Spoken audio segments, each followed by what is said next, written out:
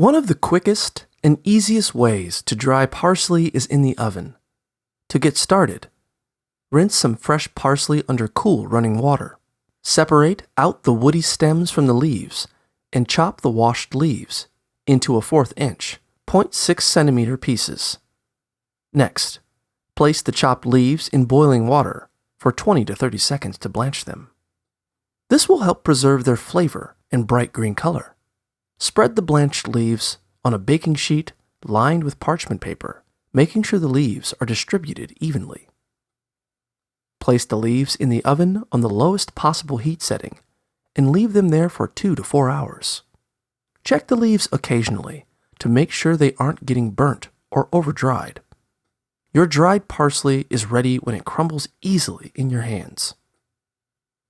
Crumble it with your fingers or pound it into flakes with a mortar and pestle.